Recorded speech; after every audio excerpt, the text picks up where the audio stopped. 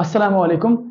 Good morning to one and all. Today in this video, I am going to continue with the remaining portion, that is part 2, okay, which we have discussed in the last class.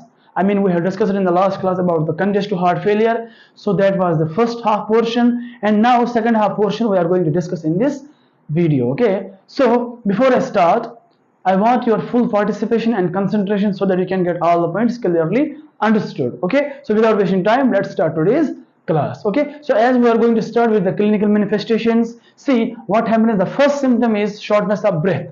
Okay, so shortness of breath will be in the respiratory system mainly. So a person who will be suffering from the cardiac failure or heart failure, he'll be having the difficulty in breathing or the shortness of breath.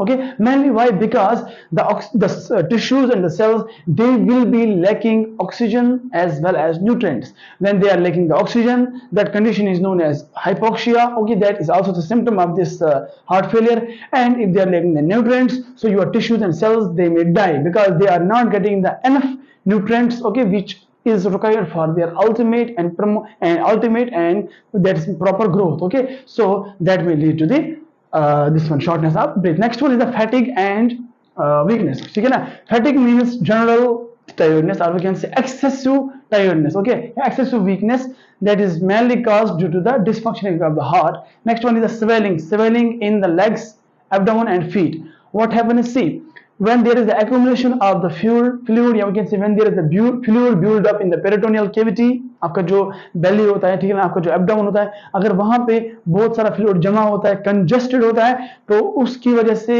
क्या होता है, swelling होता है, ठीक है ना, आपका जो एब्डोमेन है ना वो एनलार्ज होना पड़ेगा, हो जाएगा, ठीक है, स्वेल हो जाएगा, ठीक है ना. सो आपके जो लेग्स हैं वो भी, क्योंकि उनके थ्रू ना वो आर्टरीज, वो वीन्स सर्कुलेट करते हैं, इसलिए, ठीक है ना, वहां पे जो भी एडजेसेंट टिश्यूज होगा या मसल्स होगा, तो उसके अंदर जो सेल्स होंगे उनको अच्छे से ऑक्सीजन नहीं मिलेगा या न्यूट्रिएंट्स नहीं मिलेगा, इसकी वजह से भी वीकनेस हो सकता है. ठीक है. Now next one is rapid और इरेगुलर हार्ट बीट. ठीक है ना, यानी टैकीकार्डिया हो सकता है या ब्रेडिकार्डिया हो सकता है. क्यों? Due to the dysfunctioning of the electrical system of heart. यानी जब इलेक्ट्रिकल कंडक्टिविटी ऑफ हार्ट जब इम्पेयर होता है, जब वो अच्छे से नहीं होता है, when there is the lack of sufficient electrical supply signals to the heart, to the myocardium, so it may beat fast, too fast, or it may be too slow. That means tachycardia and bradycardia, any cardiac dysarrhythmias. Okay, next cardiac arrhythmia. Next one is the lack of appetite. Lack of appetite का मतलब होता है mainly anorexia. Okay, so when you don't feel to eat, the person who is suffering from the cardiac failure, he will not be having the feeling of eating something. He will feel like his stomach is full. Okay, now next, why? Because there is the ascites, accumulation of the fuel build-up, that is in the chest cavity, abdomen. Okay, so this may also lead to the enlargement of the abdomen, belly. Okay, so this may make your patient to feel like his stomach is full. Okay, now next one is nausea and vomiting. Nausea and vomiting means, nausea is the subjective feeling of the vomiting, when you are feeling like you will vomit. Okay, and next one is the vomiting. Vomiting is the regurgitation, or we can say it is the bag full of the stomach contents outside the gastrointestinal system. Okay, because of the heart failure. Okay, next one is the chest pain. Chest pain तो मैंने पहले ही बोला कैसे हो सकता है. मैंने already class में डिस्कस किया था, एक लास्ट क्लास में, ठीक है ना, एंजाइना पेक्टोरिस में मैंने डिस्कस किया था. अगर आपको देखना होगा वो वीडियो, आप मेरे ये वीडियोस में जा सकते हो और वहां पे आप देख सकते हो. ठीक है, एंजाइना पेक्टोरिस मैंने एक अलग वीडियो, उसका अलग क्लास बनाया है, तो उसमें आप देख सकते हो कि एंजाइना पेक्टोरिस कैसे हो सकता है. ठीक है, that is chest pain, that is occurred due to the chest congestion or due to the accumulation of fluid build up in the area. You can say whether it is lungs or whether it is the heart, wherever it is. Okay, so that will lead to the chest pain, angina. Okay, next one is the cardiomegaly. What is cardiomegaly? That is the hypertrophy of the left ventricle. जो left ventricle होगा, जो उसका अंदर का lining होगा ना, वो उसका इन्फ्लेमेशन हो जाएगा, या उसका जो मेनली जो उसका जो वॉल होगा ना, सो वो इनलार्ज हो जाएगा. ठीक है ना, क्यों? क्योंकि हार्ट कंटिन्यूअसली क्या करता है, बहुत सारा कंट्रैक्शन करता है लेफ्ट वेंट्रिकल, लेकिन वहां पे ब्लड बहुत कम है. ठीक है ना, या हार्ट वाला डिजीज है, जो वैल्व है ना, जब वहां से जो ब्लड अंदर एंटर होता है वो वापस चला जाता है, आउट बैकफ्लो होता है या रेगर्जिटेशन होता है, तो जिसकी वजह से जो कार्डियोमेगेली हो सकता है, enlargement of the we can say left ventricular wall. Okay, next one, the difficulty in concentrating. ये तो पता ही है, ठीक है ना, जैसे अगर हम इस हार्ट फेलियर में देखेंगे मेनली पर्सन को कंफ्यूजन हो जाएगा, कंसंट्रेशन में बहुत दिक्कत होगा, यानी वो कंसंट्रेट नहीं कर पाएगा, फोकस नहीं कर पाएगा, ठीक है, क्यों? क्योंकि हार्ट जब अच्छे से काम करता है, जब हार्ट में इलेक्ट्रिकल एक्टिविटीज अच्छे से नहीं होता है या हार्ट अच्छे से ब्लड को पंप नहीं करता है, तो वो जो आपका ब्रेन होगा वहां पर भी जो टिश्यू होगा और जो सेल्स होगा वहां पे भी ऑक्सीजन सप्लाई अच्छे से नहीं होगा, तो जिसकी वजह से आपको कंफ्यूजन, हेडेक हो सकता है, ठीक है, या कंसंट्रेशन, जिसकी वजह से आपको कंसंट्रेशन में दिक्कत होता है, ठीक है।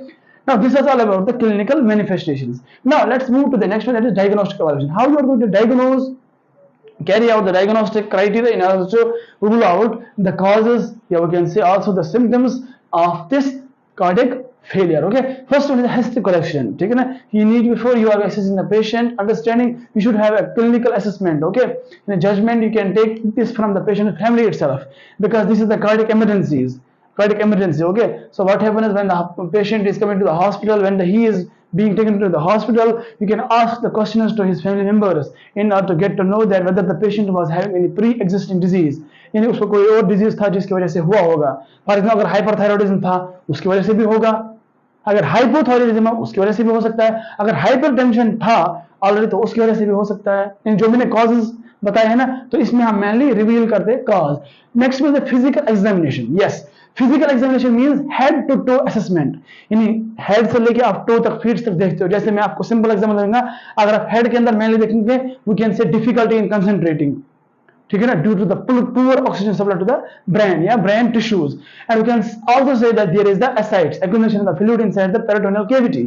In these symptoms we can say also angina pectoris, we can also say the enlargement of the belly, understanding by doing the clinical, yeah, we can say physical examination. Under this we are going to do the clinical assessment in order to get to know the reveal the symptoms of this heart failure. Next one is the ECG, that is electrocardiography. This is a test mainly which is performed in order to detect the electrical activities or signals of the heart. यानी electrical activities कैसे होती है heart के अंदर, ठीक है ना, तो इसके अंदर मेनली हम अच्छे से, ठीक है ना, क्या सेंसर्स क्या करते हैं, we are going to place the sensors on the chest, ठीक है ना, on the skin, in order to listen, in order to identify the electrical activities of heart.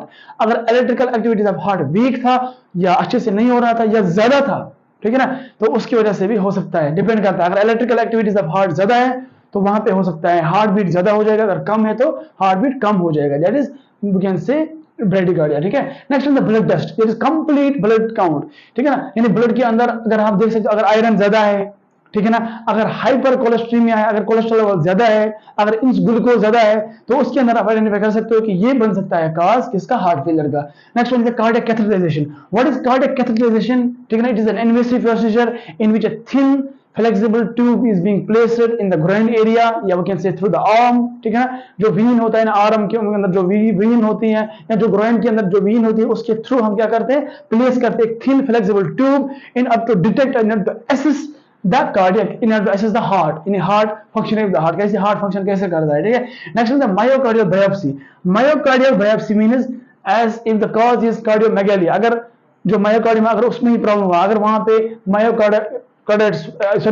Myocardium में ना इन्फ्लेमेशन हुआ है, तो मायोकार्डियट्स हुआ है, तो उसमें भी आप देख सकते हो, बायोप्सी आप टिश्यू निकाल के आप देख सकते हो कि कॉज क्या हो सकता है। या आप जब आप टिश्यू निकालते हो, जो मसल्स आप निकालते हो, आपका अंदर उसके अंदर में आप फाइबरस देख सकते हो, मसल फाइबरस वो वीक, बहुत ज्यादा वीक हो गया होगा, ठीक है, क्यों, क्योंकि वहां पे वर्कलोड इंक्रीज है हार्ट का, या हाइपरटेंशन या कोई भी डिजीज है जिसकी वजह से अफेक्ट करता है मायोकार्डियम को, ठीक है। Next one is the ABG analysis, very good. What is ABG, is arterial blood gas analysis. See what does it mean, it is the test in order to measure the level of, okay, level of SpO2, that is partial pressure of oxygen, PaCO2 and PaO2 in oxygen level और oxygen saturation और carbon dioxide saturation हम mainly test करते हैं, जिसमें हम identify करते हैं कि आपके ब्लड के अंदर कितना कार्बन डाइऑक्साइड है और कितना ऑक्सीजन है, ठीक है ना। सी जब आपका जो हार्ट होगा, जब वो अच्छे से पंप नहीं कर पाता है, ठीक है ना, वहां पे जो कार्बन डाइऑक्साइड है ना, वो बहुत ही ज्यादा होगा, वो क्षमता में partial pressure of the oxygen should be will be carbon dioxide will be more, ठीक है ना, जिसकी कॉज क्या हो सकता है, आपको चेस्ट मतलब चेस्ट पेन हो गया, क्योंकि फ्लूइड बिल्ड अप वहां है। तो मैंने पहले ही बोला कि जब फ्लूइड बिल्ड अप होता है चेस्ट के अंदर या आर्टरीज या वेन्स के अंदर, तो वहां पर भी हो, इसी की वजह से भी हो सकता है चेस्ट पेन, ठीक है। Next one is the thyroid test. इसमें हम आप लोगों को मेनली क्या देखना है, TSH that is thyroid stimulating hormone, उसका लेवल चेक करना है। अगर वो ज्यादा हुआ है तो उस ज्यादा होने की वजह से जब हाइपरथायराइडिज्म होता है ना, तो that will be producing the increase cardiac output, ठीक है ना। व्हेन देयर द एजुकेशन, जो इजैकुलेशन होता है ना, रैपिड एजुकेशन फेज जो होता है हार्ट का, जो लेफ्ट वेंट्रिकुलर कंट्रक्शन के बाद होता है, ठीक है, तो उसमें भी आप डिटरमाइन कर सकते हो कि उसकी वजह से हाइपरथायराइडिज्म की वजह से या हाइपोथायराइडिज्म की वजह से हुआ है। अगर हाइपरथायराइडिज्म है तो we can get to know the cause of this heart failure. And next is the chest x-ray. हम क्या करते हैं, चेस्ट एक्सरे करेंगे, हम देखेंगे चेस्ट जो होता है, चेस्ट कैविटी, उसके अंदर हम देखेंगे फ्लूइड कहाँ पे ब्लॉक हुआ है, या एथेरोस्क्लेरोसिस सिस्टम नहीं है, ठीक है ना, या कोरोनरी आर्टरी डिजीज तो नहीं है। CT scan, computer tomography and magnetic resonance of imaging, इसके अंदर भी हम क्लियर पिक्चर स्क्रीन पर देख सकते हैं, जिसके अंदर हम फाइंड आउट कर सकते हैं what is the exact cause. ये मेनली हम करते हैं मेनली डीप हार्ट स्टडी, यानी जब हम अच्छे से स्टडी करना है हार्ट के बारे में, तो मेनली हम परफॉर्म करते हैं CT, MRI, okay. And last one is the angiography, very good. What is angio means blood vessel, and graphy means examination. When there is the visualization of the blood vessel, that is mainly known as angiography. So you are going to see whether there is any clot formation, understanding, because pulmonary embolism may also be caused, okay, maybe also the cause, okay, ठीक है ना। तो इसके अंदर आप ये भी देख, कोरोनरी आर्टरी डिजीज आप देख सकते हो, फ्लूइड बिल्डअप तो नहीं है, कोलेस्ट्रॉल तो नहीं है, कुछ सबस्टेंस तो नहीं है, जिसकी वजह से हार्ट फेलियर होता है। So this is all about the diagnostic evaluation, okay, which you can do in order to find out what is the exact cause and what are the symptoms of the cardiac failure, okay. Next one is the complications. अगर इस condition को treat नहीं किया जाएगा, मैंने आपको बोला कि it may be fatal, ठीक है ना, if this condition remained untreated, if it left untreated, these complications may occur, यानी post disease complication may occur. First one is the kidney damage or failure. Kidney damage कैसे हो सकता है, जो hepatic जो रीनल आर्टरी होती है ना, या रीनल वीन होती है ना, तो जब क्या होता है वहां पे इस्कीमिया हो जाएगा, ठीक है। इस्कीमिया का मतलब होता है रिड्यूस्ड ब्लड सप्लाई हो जाएगा, किसमें, किडनी के अंदर। क्यों, क्योंकि हार्ट अच्छे से ब्लड को पंप नहीं करता है। जब हार्ट ब्लड को पंप अच्छे से नहीं करता है तो वहां पे तो ना, वहां पे कंजेशन हो जाएगा, यानी जो रीनल आर्टरी, रीनल वीन हो जाएगा, ठीक है, उसके अंदर ना जो ब्लड है ना वो अच्छे से नहीं पहुंच जाएगा, यानी जो किडनी के अंदर जो सेल्स होती है, टिश्यूज होती है, ठीक है ना, उनको अच्छे से ऑक्सीजन नहीं पहुंचेगा, तो जिसकी वजह से किडनी डैमेज हो सकता है। Next one is the pleural effusion. What is pleural effusion? Pleural effusion is the build-up of the fluid between the tissues of the lungs and the chest cavity. जो chest होता है उसके दरमियान, उसके और lungs के दरमियान, ठीक है ना, या lung जो उसका प्लूरा होता है ना, जो टिश्यू होता है उसके दरमियान फ्लूइड बिल्डअप हो जाएगा, ठीक है, जिसको हम बोलते हैं pleural effusion, okay. Next one is the fluid imbalance. ये तो पता ही है, आपकी बॉडी के अंदर फ्लूइड इम्बैलेंस हो जाएगा, और हम ये भी बोल सकते हैं कि वेट गेन भी हो जाएगा, क्योंकि फ्लूइड जब अंदर रहेगा, बॉडी के अंदर रहेगा, ठीक है ना, जब वो एक्यूमुलेट हो जाएगा तो उसकी वजह से भी हो सकता, उसकी वजह से वही मेनली कारण बन सकता है, ठीक है, फ्लूइड इम्बैलेंस का। Next is the liver dysfunction, very good. जो हेपेटिक वीन्स, हेपेटिक आर्टरी होगा तो उसके अंदर भी जो ब्लड है ना वो बहुत ही कम फ्लो हो जाएगा। क्यों? क्योंकि आपका हार्ट अच्छे से ब्लड को पंप नहीं करता है। या हम मेनली ये बोल सकते हैं कि जो हेपेटिक आर्टरीज होती है जब वो ले जाती है ब्लड, ठीक है ना, वहां पे टिश्यूज में, तो वहां पे जब ऑक्सीजन डिफिशिएंट हो जाएगा तो उसकी वजह से भी किडनी या लिवर का जो सेल्स है ना वो डैमेज हो सकता है, और लिवर फेलियर भी हो सकता है, ठीक है ना, लिवर फेलियर भी कॉम्प्लिकेशंस हो सकता है, okay. So this was all about the complications.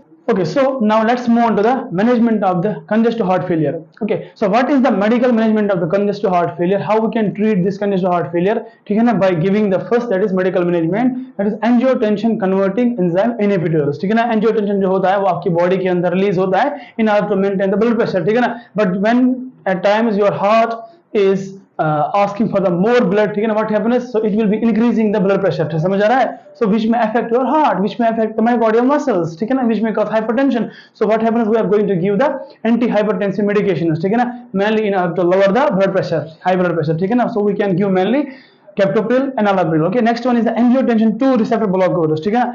जब एंजियोटेंसिन काम करना है, ठीक है ना, जब वो काम कब करता है, जब एंजियोटेंसिन 2 बनता है तो उसी को मेनली क्या करता है, उसका भी काम होता है कि मेंटेन करना है ब्लड प्रेशर। लेकिन हम क्या करते हैं, so we are going to give the medications that will be blocking the pathway. जब वो पाथवे ब्लॉक हो जाएगा तो अल्टीमेटली जो हाई ब्लड प्रेशर है ना वो अल्टीमेटली ड्रॉप डाउन हो जाएगा, यानी रिड्यूस हो जाएगा, रिलीव हो जाएगा। इसके अंदर मेनली आता है losartan and valsartan. Next one the beta blockers.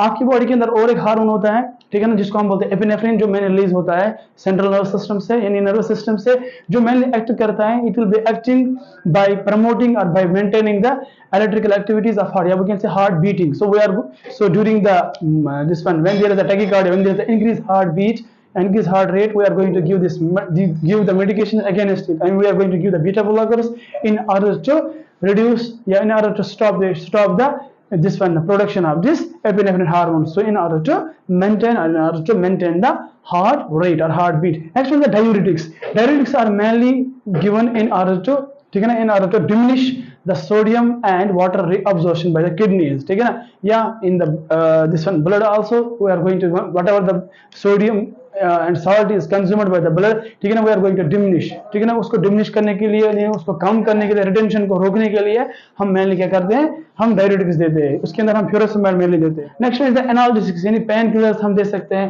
Next one is the vasodilators. Vasodilators तो मैंने ऑलरेडी आपको बोला है कि we can also give angiotensin converting enzyme जो फंक्शन करता है vasodilators, यानी इसके हम mainly देते हैं हम glycerin nitrates, okay. And last one is the calcium channel blocker, that is nifedipine, okay. So this was all about the medical management. Now next one is the non pharmacological management. इसके अंदर होता है surgical management. Surgical management के अंदर mainly होता है coronary artery revascularization. What is re means again, okay, या adopting, okay. Revascularization का मतलब होता है कि अगर आपके coronary artery के अंदर ब्लॉकेज हुआ है और वो coronary artery का पोर्शन ही डिस्ट्रॉय हुआ है, डैमेज हुआ है, we can replace that portion and we can place the new blood vessel, okay, inside there, and we can attach that blood vessel or that portion of the blood vessel to that two ends, so that which can promote the blood circulation. Next one is the valve surgery. ये मैंने आपको कल ही बोला था, यानी last video मैंने आपको बोला था कि द कॉज हो सकता है, ठीक है ना, वैलो डिजीज, यानी हार्ट वाला डिजीज हो सकता है, या तो मिट्रल डिफेक्ट हो सकता है, मिट्रल वैलो, या ट्राइका यानी ट्राइकासिड बाइकासिड वाला डिफेक्ट हो सकता है. हम रिप्लेसमेंट कर सकते हैं, रिपेयर कर सकते हैं, यानी उसको सर्जरी करके उसको रिपेयर ठीक कर सकते हैं, या हम रिप्लेसमेंट कर सकते हैं, ठीक है. नेक्स्ट है हार्ट ट्रांसप्लांटेशन. जब हार्ट कंप्लीट तरीके से हार्ट यानी फंक्शन करना बंद करेगा, काम करना बंद करेगा, और मेडिकल ट्रीटमेंट से उसको रिलीव कुछ भी नहीं होगा, यानी ठीक नहीं हो जाएगा पर्सन, तो हम मेनली क्या करते हैं, हार्ट रिप्लेसमेंट यानी ट्रांसप्लांटेशन करते हैं. Next one is assisted device, यानी असिस्टेड डिवाइस में मेनली आएंगे वेंट्रिकुलर, ठीक है ना, वेंट्रिकुलर असिस्टिव डिवाइसेस, यानी अगर लेफ्ट वेंट्रिकुलर में प्रॉब्लम है, for example left ventricle dystrophy हुआ है, ठीक है, हाइपरट्रॉफी हुआ है, ठीक है ना, यानी वो कैसे मॉडलिंग हुआ है, ठीक है ना, हाइपरट्रॉफी हुआ है, तो लेफ्ट वेंट्रिकल में कुछ प्रॉब्लम है, लेफ्ट वेंट्रिकुलर डिजीजेस है, तो हम मेनली क्या करेंगे, उस वेंट्रिकल को, लेफ्ट वेंट्रिकल को ना, उसको हम क्या करेंगे, असिस्ट डिवाइस देंगे, यानी कुछ डिवाइस ऐसे प्रोवाइड करेंगे, आर्टिफिशियल डिवाइस, जिसकी वजह से लेफ्ट वेंट्रिकल को मदद मिलेगा और वो ब्लड को पंप करेगा. तो मेनली हम क्या करेंगे, we are going to fix the this one devices, ठीक है ना, आउटसाइड द हार्ट, ठीक है ना, which will be having the mechanism to controlling this ventricular contraction, ठीक है ना, यानी वेंट्रिकुलर पंपिंग, समझ आ रहा है. So we can give assisted devices. जब आपका लेफ्ट वेंट्रिकल बहुत वीक होगा, यानी कमजोर होगा, उसको हेल्प करने की जरूरत होगा, इसलिए हम वेंट्रिकुलर असिस्टेड डिवाइस देते हैं. लास्ट में the passive cardiac support devices. Passive cardiac support, अगर हार्ट में इलेक्ट्रिकल इंपल्सेस अच्छे से कैरी नहीं होता है, यानी अच्छे से कंडक्ट नहीं होता है, तो हम क्या कर सकते हैं, हम आर्टिफिशियल पेसमेकर दे सकते हैं, ठीक है ना, which is the chief pacemaker of the heart, that is mainly, ठीक है ना, एसएनओ, देखना साइनो एट्रियल नो, जो साइनस होते हैं उसके अंदर हम मेनली क्या कर सकते हैं, हम डिप्लॉय कर सकते हैं, अडॉप्ट कर सकते हैं आर्टिफिशियल पेसमेकर, जो मेनली इंड्यूस कर सकता है इलेक्ट्रिकल एक्टिविटीज ऑफ हार्ट, जिसकी वजह से आपका हार्ट अच्छे से काम करेगा. Okay, so this was all about the surgical treatment. Now next one is about the prevention and control, how you can prevent the heart disease. So mainly the thing is that if you are consuming the more salt, you should avoid the salt, you should avoid the taking the cholesterol, you should avoid the taking this one sugar diets, ठीक है ना, उनको avoid करना है, यानी आपको avoid करना है उन डाइट को पहले जिनकी वजह से जो प्री डिस्पोजिंग फैक्टर बनते हैं हार्ट डिजीज का, ठीक है ना.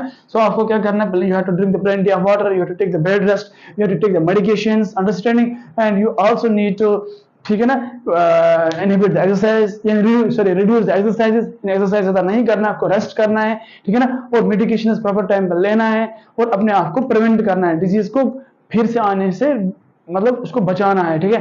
तो and you can also quit smoking की वजह से भी हो सकता है cause. You can also quit alcohol अगर आप यूज करें, अल्कोहल की वजह से भी हो सकता है, ठीक है ना. And you can treat the underline cause, and you can have lifestyle modifications.